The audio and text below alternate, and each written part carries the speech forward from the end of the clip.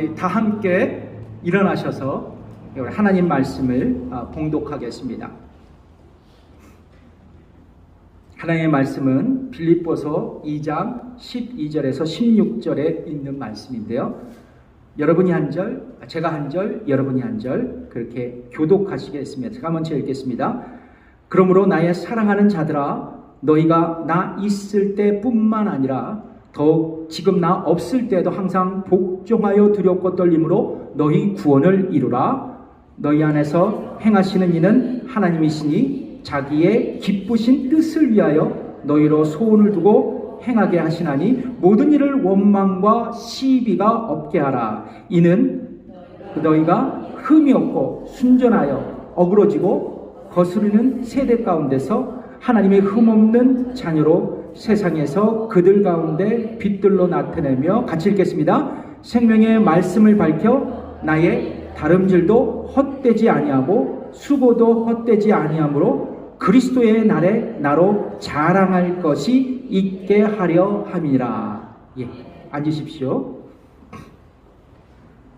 오늘 본문의 말씀으로 지난주에 이어 5번째, 마지막입니다. 오늘이요. 우리는 어떻게 구원을 받았는가 라는 제목으로 여러분과 함께 말씀을 나누겠습니다. 여러분, 모든 일에는 순서가 있습니다. 왜냐하면 순서가 뒤바뀌면 우리가 하는 일들을 그르칠 수 있기 때문입니다. 반대로 순서대로 해야 좋은 결과를 얻을 수 있습니다. 그래서 순서가 매우 중요합니다. 예를 들어 볼까요? 여러분, 건물을 건축할 때 먼저 기초 공사를 해야 합니다. 즉, 집을 지을 부지를 선택해서 평평하게 잘 다듬어 주어야 합니다. 평탄 작업을 해야 된다는 것이죠. 그리고 전기, 수돗물, 하수구, 화장실 배관을 미리 만들어 놓아야 합니다. 그리고 이제 다져진 정리된 부지 위에 잡석을 깔고 모래를 깔아서 이래 더 단단하게 하고 그 위에 단열재까지 깔고 또 그 위에 철근으로 촘촘히 엮어줍니다. 그리고 콘크리트를 붓고 콘크리트가 마른 다음 바닥을 깔끔하게 정리한 다음 기둥을 세우고 건물의 뼈대를 만들어서 벽을 만들고 또 지붕을 올립니다.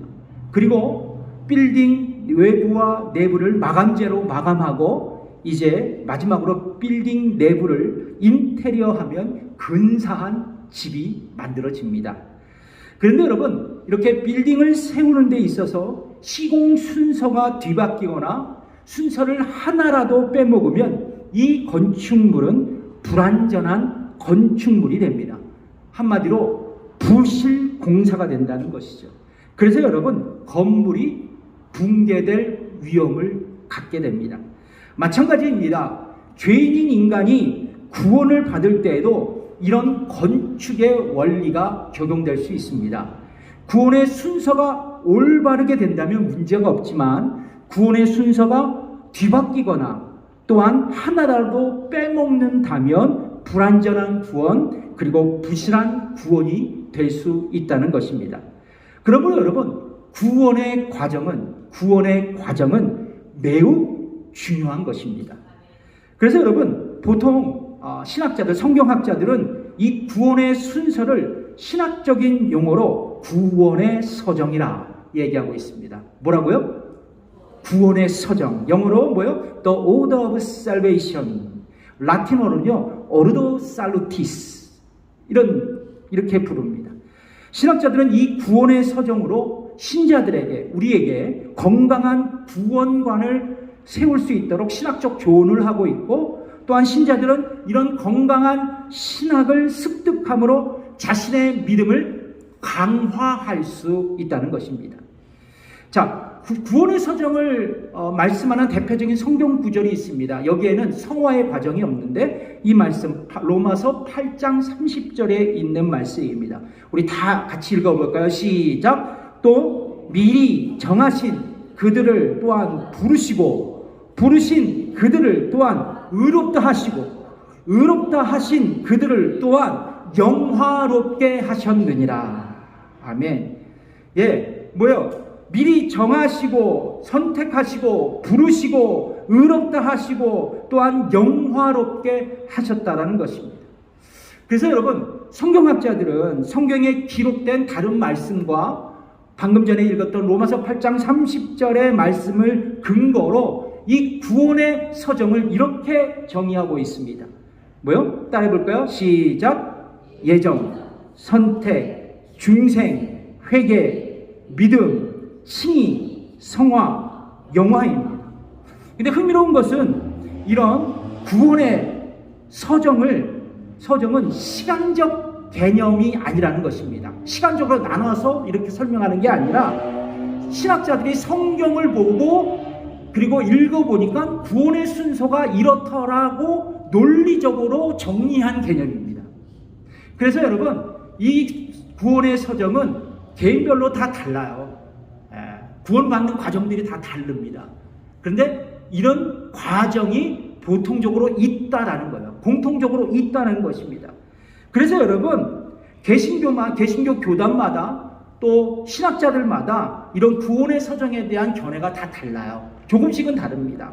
그런데 보통 이런 구조로 인간 구원을 설명할 수 있다는 것이죠. 자, 이제 여러분, 우리는 지난 몇 주간 동안 우리는 어떻게 구원을 받았는가라는 주제로 여러분과 함께 말씀을 나누었습니다. 여러분, 많이 은혜스러우셨는가요? 예, 우리에게 큰 유익이 된 것으로 저는 믿습니다. 뭐요? 한번 읽어볼까요? 차차 한번 정리하는 기분으로 시작. 성부 하나님은 창세전 미리 구원받을 사람들을 선택하셨습니다. 두 번째 뭐요? 성자 예수님은 성부 하나님께서 선택하신 사람을 위해 죽으셨습니다. 세 번째, 성령 하나님은 택자를 부르셔서 거듭나게 하셨다고 말씀드렸습니다. 자, 근데 더불어 지난주에는 우리가 성령의 부르심을 받고 거듭나서 내가 죄인인 것을 회개하고 예수님을 나의 구세주로 믿어 선물로 얻은 그 구원은 뭐요? 결코 상실될 수 없고 잃어버릴 수 없다라고 말씀드렸습니다. 그 근거로 요한복음 10장 28절에 있는 말씀을 읽어드렸는데요. 같이 읽겠습니다. 시작. 내가 저희에게 영생을 주노니 영원히 멸망치 아니할 터이요 또 저희를 내 손에서 빼앗을 자가 없느니라. 아멘.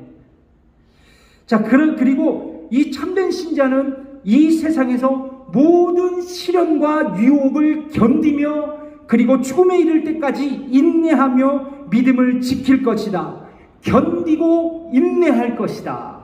성도의 견인을 얘기했습니다. 성도의 견인. 자, 그렇다면 우리에게 남은 과제가 있습니다. 우리가 결코 흔들릴 수도 없고 소멸되지도 않고 그리고 철회될 수 없는 구원받은 우리는 이제 어떤 책임감으로 이 땅을 살아가야 할까? 우리의 남은 과제예요. 그것을 바로 거룩한 삶으로 살아가라는 것입니다. 거룩한 삶으로 살아가는 것이 우리에게 남은 거룩한 과제인 것이에요. 그래서 이것을 구원의 서정에서는 성화, sanctification이라고 말하고 있습니다. 앞서 말씀드렸지만 성령 하나님은 창세전 성부 하나님께서 선택한 자들을 부르셨어요. 근데 성령의 부르심은요, 그 일반적 부르심과는 달라요. 유효적 소명이라고 말씀드렸죠. 그래서 다른 말로 하자면 성령의 부르심을 통해서 우리가 중생하게 되고 거듭나게 된 것이에요. 성경에 보면 중생이라는 단어가 딱 한 번 사용됩니다. 디도서 3장 5절에 있는 말씀이에요. 같이 한번 읽어볼까요? 시작. 우리를 구원하시되 우리의 행한 바 의로운 행위로 말미암지 아니하고 오직 그의 긍휼하심을 쫓아 중생의 씻음과 성령의 새롭게 하심으로 하셨다 말씀합니다. 그러니까 우리의 구원은 어디서부터 시작되었다고 성경은 말씀하세요? 인간의 의로운 행위가 아니라 성경은 뭐예요? 중생이라고 말씀합니다. 그러니까 성경은 우리가 어떻게 구원을 받은 것인지를 아주 명확하게 지금 설명하고 있는 거예요. 바로 성령 하나님께서 주권적으로 역사하셔서 중생이라는 사건으로 우리에게 구원을 얻을 수 있도록 역사하신 겁니다. 여기서 우리가 주목해야 할 것은 중생입니다. 중생. 불교 용어 같죠? 이게 중생들아. 그래서 스님이 설파하실 때 중생들아 그러는데, 이 중생은 헬라어 원어적인 의미로 다시 태어남이라는 뜻을 갖고 있습니다. 다시 태어나다. 그러니까 우리가 거듭남, 그래서 중생과 거듭남은 우리가 같이 쓰는 용어죠. 여러분, 우리는요, 아담의 죄가 전가돼서 그리고 본질상 전적으로 타락하고 부패한 인간이 되었습니다. 그래서 우리 기독교의 인간론은 낙관론이 아니에요. 왜요? 낙관론이 아닙니다. 절망이에요, 절망 그 자체가. 그래서 여러분, 결과적으로 우리는 하나님과의 관계가 분리되어서 그분 앞에 감히 설 수 없는 부적절한 존재가 되었던 것이죠. 그리고 우리의 성향, 우리의 마음의 성향은 하나님과 반대된 방향으로 그렇게 살아가고 걸어가게 되었다는 것이죠. 더 나아가서 죄의 책임, 죄책이라고 그랬는데요. 죄의 책임이 그래서 모든 인간에게 찾아왔는데 성경은 그것을 사망이라고 얘기합니다. 사망. 그래서 로마서 5장 12절에 있는 말씀이 바로 이 말씀이에요. 읽어보겠습니다. 시작. 이러므로 한 사람으로 말미암아 죄가 세상에 들어오고 죄로 말미암아 사망이 왔나니 이와 같이 모든 사람이 죄를 지었으므로 사망이 모든 사람에게 이르렀느니라. 그러니까 한 사람 누구예요? 아담의 죄가 우리의 죄가 되고 아담의 죄의 결과로 모든 사람에게 사망이 찾아왔다고 말씀하고 있어요. 자, 여기서 사망은 뭐냐? 육체적인 사망뿐만 아니라 영적인 죽음을 가리키는 거예요. 다시 말씀드린다면 인간은 죄악된 본성을 가지고 결과적으로 육체적 영적인 죽음이 찾아왔고 그로 인해서 죄의 성향으로 살아갈 수밖에 없는 총체적인 결과를 인간에게 가져오게 되었다는 것이지. 그것을 바로 원죄라고 합니다. 오리지널 신, 원죄. 자, 그런데 여기에 복음이 있는 거예요. 여기에 위대한 복음이 있습니다. 영적으로 죽은 인간을, 영적으로 죽은 나를 성령 하나님께서 부르시고 다시 태어나게 하신 것이에요. 중생하게 하신 것입니다. 거듭나게 하신 거예요. 여러분, 우리가 중생하기 이전, 거듭나기 이전 뭐라고 말씀드렸어요? 영적으로 죽은 존재다 말씀드렸습니다. 성경은 이렇게 말씀하시죠. 에베소 2장 1절 너무나 유명한 말씀이죠. 너희는 허물과 죄로 죽었던 너희를 살리셨도다. 너희의 허물과 죄로 죽었다. 여기서 헬라어 원어 성경을 보면 너희가 죽었다라는 것은 하나님과 분리되어 영적으로 죽은 상태라고 헬라어 성경에는 그렇게 써져 있어요. 그렇게 의미하고 있습니다. 그러니까 여러분, 겉으로 보기에는, 성경적으로 보면 겉으로 보기에는 움직이는 인간처럼 보이지만 하나님과 단절된 사람은, 인간은 아무리 잘 나가는 인생이라도, 아무리 명품 옷을 거쳐 입었을지라도 그는 영적으로 죽은 시체와 마찬가지라는 것이에요. 그래서 영적으로 죽은 인간은 결론적으로 하나님을 찾지도 않아요. 하나님께 반응할 수도 없습니다. 더 나아가 영적으로 죽은 인간은 하나님의 말씀인 복음을 들어도 깨닫지 못하고 우리에게 있는 죄도 깨닫지 못하고 회개할 수도 없고 예수님을 구주로 믿을 수도 없는 거예요. 왜요? 영적으로 죽었기 때문에. 그래서 로마서 3장 10절에서 12절 이 위대한 말씀을 한번 읽어보실까요? 시작. 기록된 바 의인은 억난이 하나도 없으며 깨닫는 자도 없고 하나님을 찾는 자도 없고 다 치우쳐 한 가지로 무익하게 되고 선을 행하는 자는 없나니 하나도 없도다. 이것이 바로 성경에서 얘기하는 인간의 실존의 모습이에요. 또한 성경은 영적으로 죽은 인간을 육신에 속한 사람이라고 얘기하고 있습니다. 뭐라고요? 육신에 속한 자. 여러분, 육신에 속한 자의 특징은 뭐냐면 육신의 일만 생각하는 거예요. 하나님의 일은 생각하지 않습니다. 하나님에게는 관심이 없는 거예요. 성경은 이렇게 이렇게 말씀하죠. 로마서 8장 5절 육신을 쫓는 자는 뭐요? 육신의 일을, 영을 쫓는 자는 영의 일을 생각한다 말씀하고 있습니다. 그러니까 여러분 잘 기억하셔야 돼요. 내가 아무리 수십 년 신앙생활을 해도 아직도 육적인 일에 관심을 두고 육신의 일에 몰두한다면 나는 아직 거듭나지 않았다는 증거가 될 수 있습니다. 자, 그래서 여러분 육신에 속한 사람은 타락한 본성의 지배를 받는 사람이에요. 타락한 성향을 갖고 있는 사람이란 것이죠. 그래서 하나님과 상관없이 살아가고 내 맘대로 살아가고 예수님을 믿고 천국 가고 그리고 그 소망을 안고 살아가는 것에 전혀 관심이 없을 뿐만 아니라 그런 일들, 신앙적인 일들을 모두 어리석은 일로 치부합니다.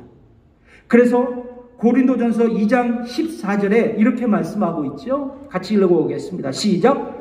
육에 속한 사람은 하나님의 성령의 일을 받지 아니하나니 저희에게는 미련하게 보이며 또 깨닫지도 못하나니 이런 일은 영적으로야 분별함이니라.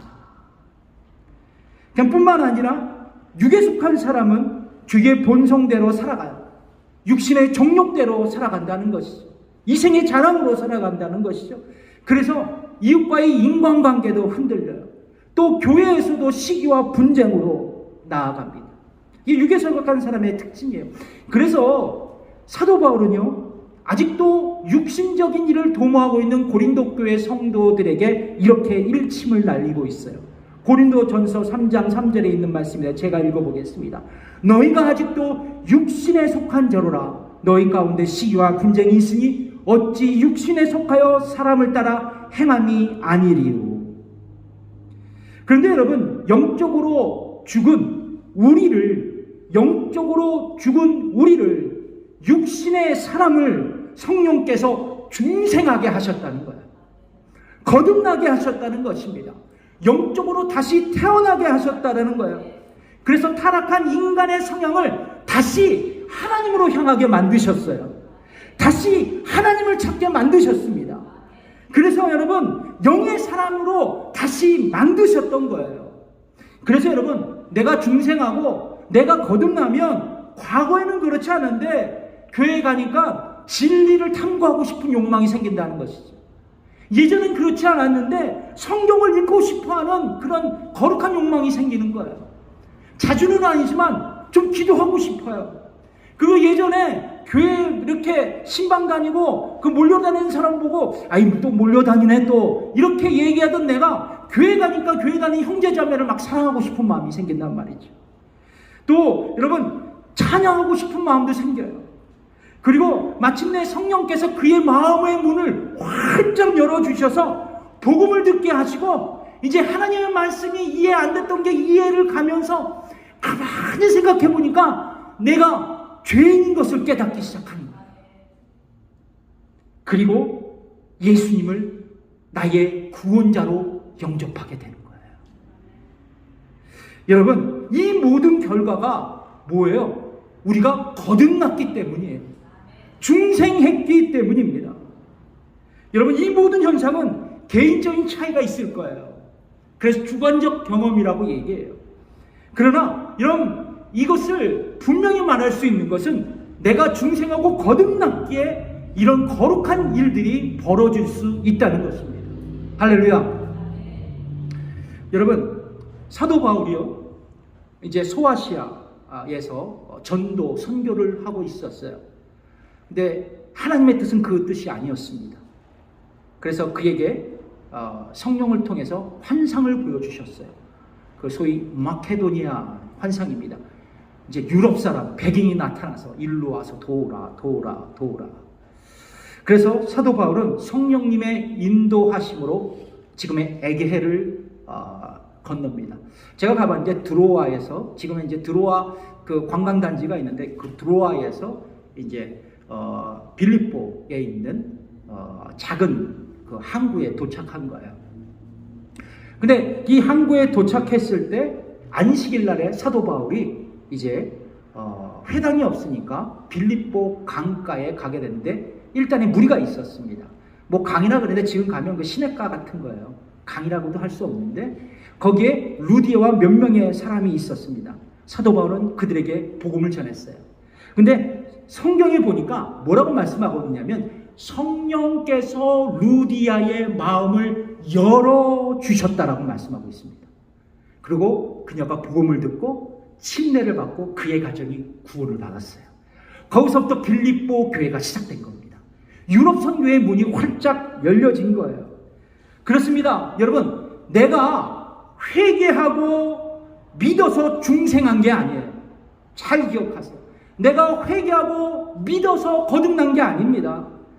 내가 중생했기 때문에, 거듭났기 때문에, 성령께서 나를 부르시고 죽었던 나를 깨우셨기 때문에, 그리고 그 성령께서 나의 마음의 문을 여셨기 때문에 내가 죄인이라는 것을 회개할 수 있고, 예수 그리스도가 나의 죄를 위해 십자가에 죽으신 그 사건을 믿을 수 있었던 것이에요.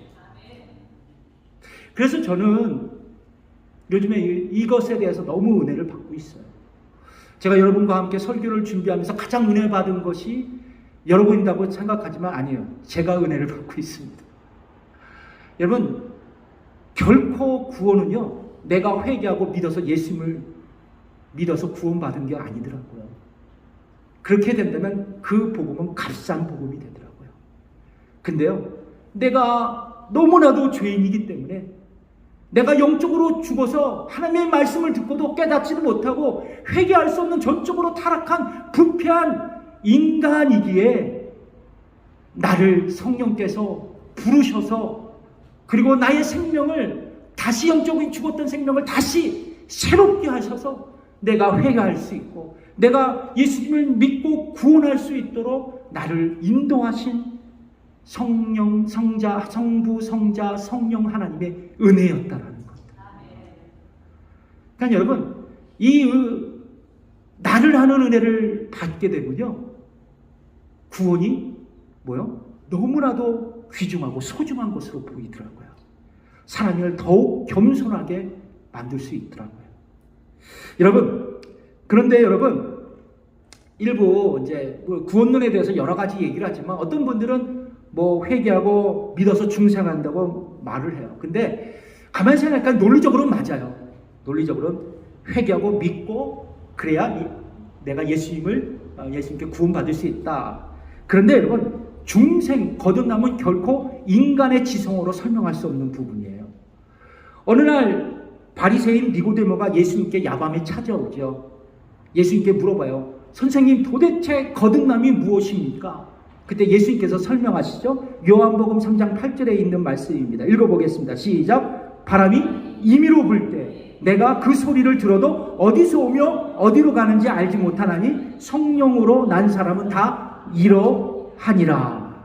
주님은요, 거듭남을 바람에 비유하셨어요. 여러분, 바람이 불어서 어디로 가서 어디로 오는지 우리는 알지 못해요. 중생도 이어갔다는 것이죠. 내가 거듭났지만 거듭남을 설명할 수 없는 거예요. 인간의 이해력으로 바람을 설명할 수 없듯이 중생도 설명할 수 없어요. 그래서 거듭남은 신비의 영역입니다. 성령 하나님의 신비의 역사예요. 그러나 여러분, 거듭남의 결과, 중생의 결과는 확실합니다. 내가 바로 예수 그리스도 안에서 새로운 피조물이 되었다는 거예요. 영적으로 다시 살아났다는 것입니다. 그래서 내가 복음을 들을 수 있고 회개할 수 있고 예수님을 믿게 되었다라는 것이죠. 그래서 사도 바울은 이런 위대한 고백을 하게 됩니다. 고린도후서 5장 17절 같이 읽어보겠습니다. 시작. 그런즉 누구든지 그리스도 안에 있으면 새로운 피조물이라. 이전 것은 지나갔으니 보라 새 것이 되었도다. 그리스도 안에서 새 것이 되었다. 영적으로 다시 태어나 하나님을 향하는 존재가 되었다. 그러므로 여러분, 성령 하나님이 아니고서는 영적으로 죽은 우리를 결코 살리실 수 없어요. 성령의 역사로만 우리가 거듭날 수 있다는 것이죠. 자, 이제 중생한 인간은 회개하고 예수님을 믿고 이제 하나님 앞에 의롭다 칭함을 받게 되었습니다. 이것을 뭐라 그래요? 지난주에 칭의라고 말씀드렸습니다. 여러분, 죄인된 인간이 해결해야 할 두 가지 중요한 숙제가 있어요. 뭐냐면 의의 문제, 죄의 문제예요. 예수님은 인간의 의의 문제와 죄의 문제를 해결하시기 위해서 이 땅에 오신 분입니다. 여러분, 예수 그리스도는 이 땅에 오셔서 완전한 삶을 사셨어요. 모든 율법을 지키셨습니다. 그래서 그분은 죄가 없으세요. 허물이 없으십니다. 그래서 여러분, 그 의로우신 예수님을 우리가 믿을 때 그 예수님의 의로움을 우리가 덧입게 되는 거예요. 그것을 전가라 그래요. 예수님의 의가 나에게 전가되었다. 또한 무지하신 예수님은요, 우리의 죄를 대신 짊어지시고 십자가 위에 죽어주심으로 우리의 모든 죄값을 다 치러주셨어요. 그런데 여러분, 또한 이 사실을 우리가 믿을 때 성부 하나님께서 우리를 법정적으로 의롭다고 선언해 주신 거예요. 왜냐하면 예수님의 의가 우리에게 전가되었기 때문에, 예수님의 의를 우리가 덧입었기 때문에 하나님은 우리를 의롭다고 칭해 주신 것입니다. 그래서 여러분, 우리는요, 내가 의인이기 때문에 구원받은 것이 결코 아니에요. 여러분, 여전히 우리는 죄인이었고 예수님의 공로 때문에 하나님 앞에서 우리가 의롭다함을 얻게 된 것이에요. 그래서 더 나아가 우리는 의인으로 선언되어서 죄의 책임이 면제되었습니다. 죄 책임이 면제되었다는 거예요. 여러분, 그래서 우리는 지옥 갈 수 없는 거예요. 옆분과 인사하겠습니다. 우린 지옥 가기 다 틀렸습니다. 우리는 지옥 가기 다 틀렸어요. 우리는 지옥 가기 다 틀렸습니다. 여러분, 그러므로 여러분, 우리는 구원받은 것에 대해서 아무런 공로가 없기 때문에 결론적으로 하나님 앞에 겸손해야 돼요. 사람 앞에서도 겸손해야 합니다. 그리고 나를 구원하신 그 하나님의 한량없는 은혜에 감격하고 그리고 감사하는 삶을 살아가야 돼요. 이것이 바로 이 땅에 사는 모든 그리스도인들의 삶의 목표가 되었으면 좋겠어요. 자, 이제 의롭다함을 얻은 우리는 의로운 사람으로 살아가야 합니다. 그렇죠? 거룩하게 살아가야 해요. 이것을 가르쳐 성화라고 얘기합니다. 성화. 성경은 우리에게 항상 복종하여 두렵고 떨림으로 너희 구원을 이루라고 말씀합니다. 우리에게 힘이 되는 말씀인데요. 같이 읽어보겠습니다. 시작. 그러므로 나의 사랑하는 자들아, 너희가 나 있을 때뿐만 아니라 더욱 지금 나 없을 때에도 항상 복종하여 두렵고 떨림으로 너희 구원을 이루라. 빌립보서 2장 12절, 오늘 본문의 말씀이죠. 근데 여러분, 한글 성경에는 나와 있지 않지만 너희의 구원을 이루라. 이루라라는 헬라어 단어가 뭐냐면 카테르 까제스테라는 단어를 쓰고 있습니다. 자, 부사와 동사가 이렇게 합성된 건데요. 의미는 뭐냐면 실행하다입니다. 그래서 여러분, 구원을 이루라라는 말씀의 원어적인 의미는 뭐냐면 구원을 실행하라. 그러니까 쉽게 표현하자면 구원에 걸맞는 삶을 살아라, 구원에 합당한 삶을 살아라 라는 뜻이 될 수 있습니다. 그래서 여러분, 카테르 까제스테는 바로 구원에 합당한 삶을 살아라 라는 의미인데, 이 헬라어 문법상 이 명령법 현재 시대를 갖고 있어요. 이 용법의 의미는 뭐냐면 계속하라는 거예요. 계속. 결국은 뭐냐면 구원을 이루라. 성경은 우리가 말씀하는 본래적인 의미는 구원에 합당한 삶, 구원에 걸맞는 삶을 일관성 있게 그렇게 유지하며 살아가라는 것. 계속해서 살아가라는 것입니다. 그렇습니다. 성부 하나님은 우리를 법정적으로, 법으로 의인이라고 선언하셨습니다. 이제 칭의 은혜를 받은 우리에게 주어진 과제는 구원에 합당한 삶을 일관성 있게 살아가는 것이에요. 여러분, 그래서 여러분, 저는 이 종교개혁자 마틴 루터의 이야기에 아주 적극 동의합니다. 여러분, 우리는 의인인 동시에 죄인이에요. 그래서 성화의 과정이 필요합니다. 성화의 과정이 필요해요. 여러분, 칭의는 죄인이 의로우신 예수를 믿어서 성부 하나님께로부터 의로웠다함을 받은 거예요. 이것은 칭의는 하나님의 일방적인 은혜입니다. 주권적인 역사예요. 그러니까 예수 그리스도의 의를 전가받아서 의인된 겁니다. 그래서 인간에게 있어서 칭의는요, 수동적이에요. 공로가 없습니다. 아무것도 할 필요 없어요. 그 은혜를 받기만 하면 됩니다. 자, 그런데 성화는 반대로 능동적이에요. 여러분, 성화는 의롭다함을 얻은 신자가 이 세상에서 실제적으로 거룩한 삶을 계속적으로 실천하며 살아가는 거예요. 그래서 내가 의롭게 된 거는 뭐요? 하나님의 공로. 내가 거룩한 삶을 살아가는 성화의 길은 뭐요? 나의 결심, 노력이라는 것이죠. 그런데 여러분, 여기서 중요한 게 있어요. 우리의 결심으로 거룩한 삶을 일관성을 유지하기는 참 힘듭니다. 그래서 저 깨달은 게 있어요. 이 거룩한 삶도 인간의 능력으로 할 수 없으니 성령께서 도와주신다는 것이죠. 그래서 여러분, 거룩한 삶도 인간의 능력으로 감당할 수 없어요. 이것조차도 성령님의 도우심을 바랄 수 있어요. 그래서 여러분, 베드로가 이 모습을 보게 됐어요. 베드로전서 1장 2절에 있는 말씀인데요. 같이 읽어보겠습니다. 시작. 곧 하나님 아버지의 미리 하심을 따라 성령의 거룩하게 하심으로 순종함과 예수 그리스도의 핏부림을 얻기 위하여 택하심을 입은 자들에게 편지하노니 은혜와 평강이 너에게 더욱 많을지어다.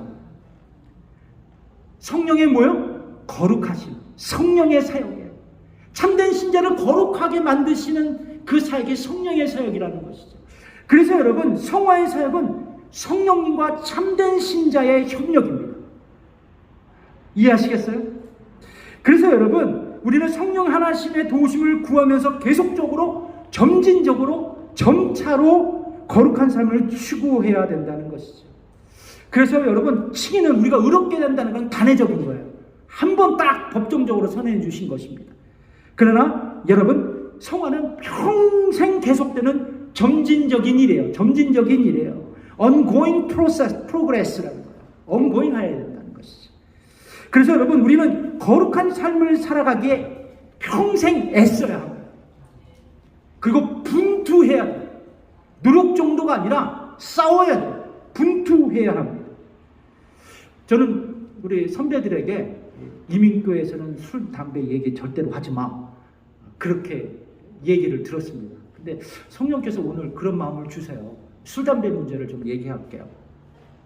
술, 담배 문제가 이제 찬반 논쟁이 아주 극렬해요. 그러나 저는 그리스도인들이 술 먹고 담배 피우는 것은 점진적인 성화의 과정이라고 저는 바라봅니다. 점진적인 성화 과정. 예수 믿기 전에는 술 먹고 담배 피우는 것이 별로 부담되지 않았지만 이제 거듭난 후에는 술과 담배 하는 것이 그리스도인으로서 점점 마음이 무거워지고 건강한 신앙생활과 건강한 삶을 위해 하지 말아야 되겠다라는 생각이 들기 시작하는 겁니다. 그러니까 어쩌보면 이것도 개인적으로 다 달라요. 거듭난 사람들도. 자, 그러나 이것도 하나의 거듭남의 증거가 될 수 있다고 저는 생각합니다. 그래서 저는 참된 그리스도인들은, 여기서 근거는 조건이니까 참된 그리스도인들은 성화의 과정에서 술과 담배를 멀리하고 하나님께서 선물로 주신 믿음과 거룩한 성전인 자신의 몸을 갖고 가려고 노력할 것이라고 저는 믿습니다. 저는 확신해요. 여러분, 예수님을 믿고 의롭다함을 칭함을 받으면 바로 의인이 될 수 없습니다. 칭함을 받고 의인이 될 수 없는 거예요. 그냥 법적으로 하나님께서 너는 예수 때문에 의인이 되었다라고 법정적으로 선언하는 것입니다. 다만 죄의 책임이 면제되는 거예요. 그러나 여전히 나에게는 구원받았어도 여전히 죄의 영향력은 남아있는 거예요. 죄의 책임은 면제됐어요. 그러나 죄의 영향력은 나에게 남아있다는 거예요. 죄의 쓴뿌리가 아직까지 박혀있다는 것이죠.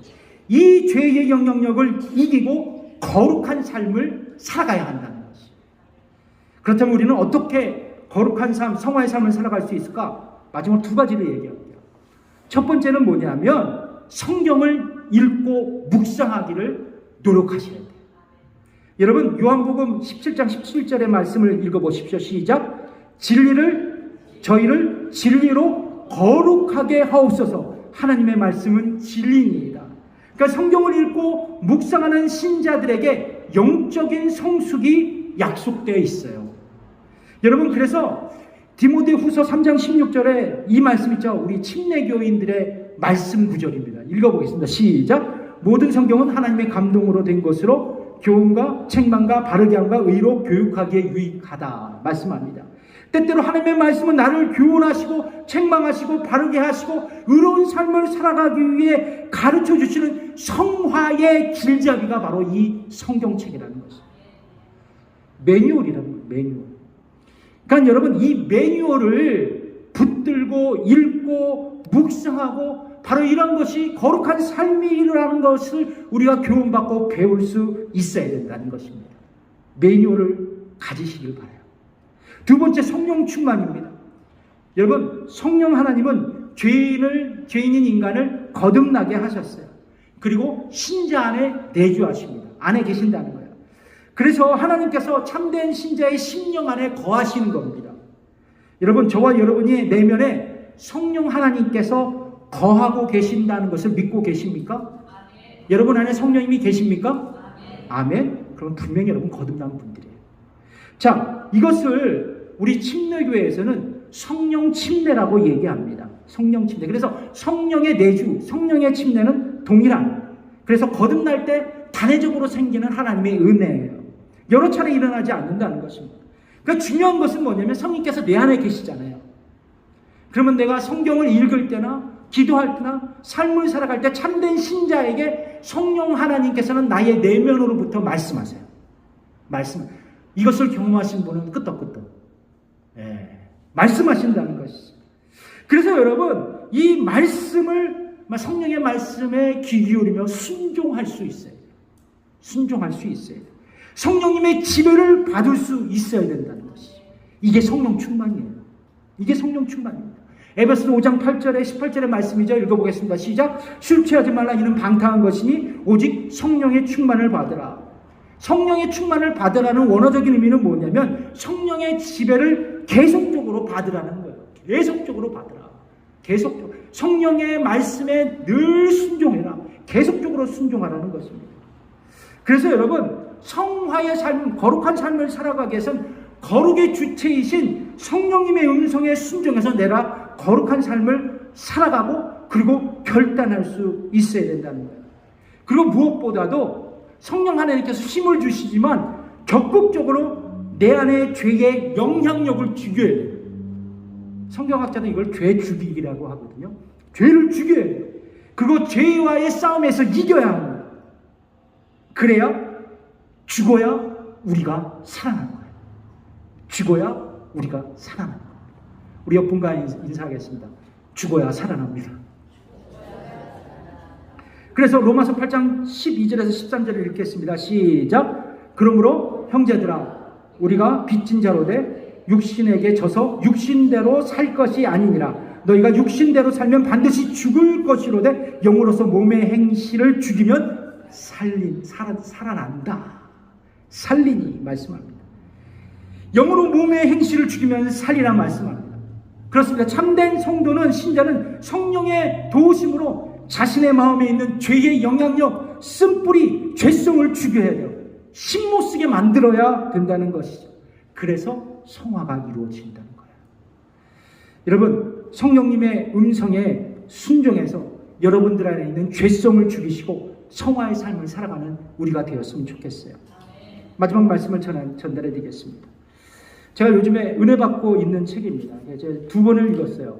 뭐냐면 이 시대의 그리스도인들에게 있어서 성화의 가르침을 탁월하게 이렇게 만들어 놓은 책이 있는데 바로 달라스 윌라드의 마음의 혁신입니다. 이 마음의 혁신 진짜 너무 귀중한 책이에요. 그런데 이 달라스 윌라드 박사님은 수년 전에 작고하셨어요. 신학자이면서도 철학가이고 또 영성가였습니다. 기독교 영성가였어요. 이분은 그리스도인의 점진적인 성화의 과정을 성취하기 위해서 영성운동을 열심히 하셨던 분이십니다. 몇몇 분들과 같이 하셨어요. 그래서 그는 영성운동의 목표를 그리스도를 본받는 것, 예수님을 닮아가는 것이라고 말한 적이 있습니다. 달라스 윌라드는 이 마음의 혁신에서 그리스도인의 삶이 변화할 수 있는 것은 예수 그리스도가 신자의 마음에 오셔서 그의 내면의 성품과 우선순위를 바꿔주시는 그 마음의 혁신으로부터 시작한다고 이 책에서 얘기하고 있습니다. 그러니까 사람이 변화될 수 있는 것은 인간의 가장 중심인 마음의 변화에서부터 시작된다고 얘기를 해요. 그분은 이 달라스 윌라드는 마음의 혁신이라고 얘기합니다. 그렇습니다. 여러분, 그리스도인이 변화되고 거룩한 삶을 살 수 있는 것은 먼저 나의 마음이 변화되어야 돼요. 나의 지성이 변화돼요. 나의 의지가 변화돼요. 나의 감정이 변화해야 돼요. 지정의가 변화될 수 있어야 된다는 것이, 변화가 아니라 마음이 변혁될 수 있어야 된다는 거예요. 그런데 이런 마음의 변혁은 인간의 능력으로 되는 것이 아니에요. 달라스 윌라드가 뭐요? 그리스도가 나에게 오므로, 성령께서 나에게 오므로 이 모든 것이 가능할 수 있다는 거예요. 그래서 여러분, 내주하시는 성령님의 능력과 그분의 음성에 순종하는 결단으로 우리가 거룩한 삶을 시도할 수 있고, 바로 이 성령 충만으로 나의 인격과 삶이 변화될 수 있다는 것입니다. 사랑하는 성도 여러분, 저는 확신하기는 우리 교회 모든 성도들이 거듭난 성도임을 믿습니다. 우리 모든 성도들이 하나님 앞에 의롭다 칭함을 받은 성도인 줄 믿어요. 그렇다면 이 의인으로서 칭함을 받은 우리 모두는 거룩한 삶을 이제 투쟁해야 합니다. 싸워나가야 된다는 것이죠. 살아내야 한다는 것입니다. 그래서 여러분, 우리 교회에 비전이 있습니다. 세크라멘트를 변화시키고 치유하는 그런 하나님의 아름다운 교회, 하나님 교회가 되기를 바라요. 저는 그래서 저부터 이 말씀을 준비하면서 이제 결단을 했습니다. 그렇구나, 이제 성령 충만한 목사가 되어야 되겠다. 삶이 변화되고 인격이 변화되고, 그리고 우리 성도들과 함께 이러한 모습으로 함께 이 세상을 변화시키고 복음을 전하는 하나님의 종이 되어야 되겠다. 이것이 바로 이 설교를 마무리하는 저의 결단이고 비전이 되었습니다. 사랑하는 성도 여러분, 이 비전과 결단이 여러분과 함께 공유이 되기를 주님의 이름으로 축복합니다. 기도하겠습니다.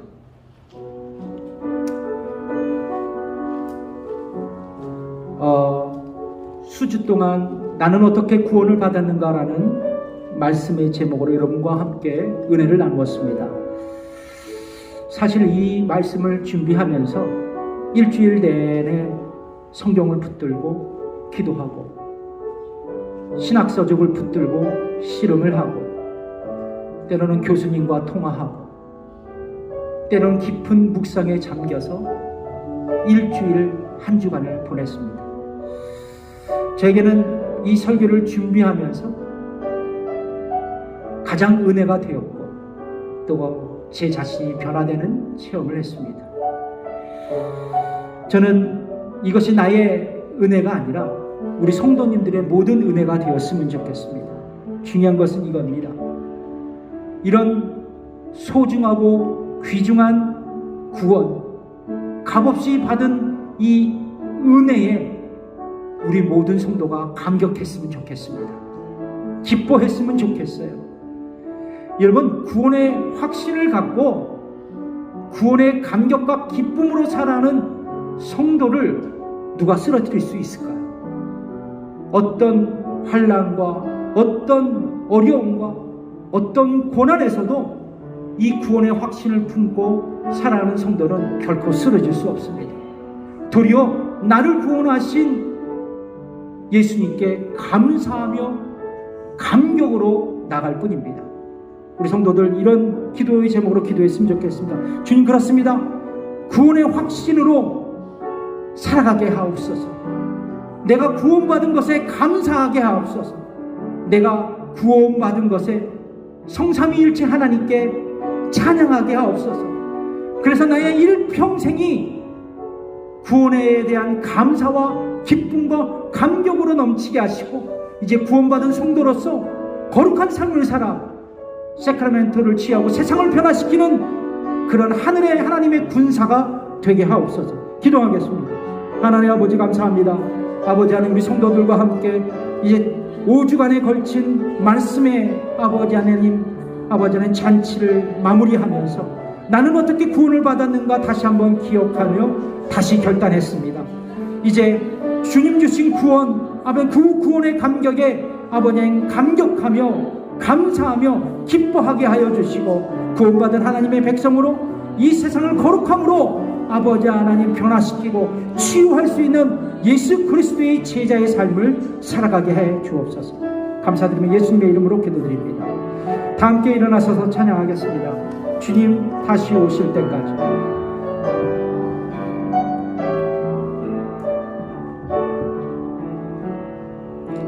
주님 다시 오실 때까지 나는 이 길을 가리라. 좁은 길 나의 십자가 지고, 나의 가는 이 길 끝에서, 나의 가는 이 길 끝에서 나는 주님을 보리라. 영광의 내 주님, 영광의 내 주님 나를 맞아주시리. 주님 다시 오실 때까지 나는 일어나 달려가리라. 주의 영광 온 땅 덮을 때 나는 일어나 노래하리. 나는 일어나 노래하리. 내 사모하는 주님 온 세상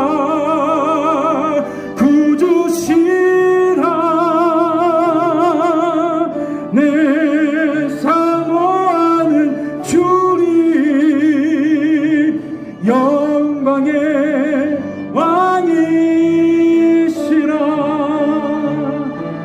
이제는 우리 주 예수 그리스도의 은혜와 하나님의 무한하신 그 사랑과 성령의 감화 교통 역사하심이 오늘 말씀을 받고 결단하며 돌아가는 성도들과 저들의 가정과 그리고 가족과 일터 위에 우리 교회 위에 지금부터 영원까지 함께 하시기를 간절히 축원하옵나이다. 아멘.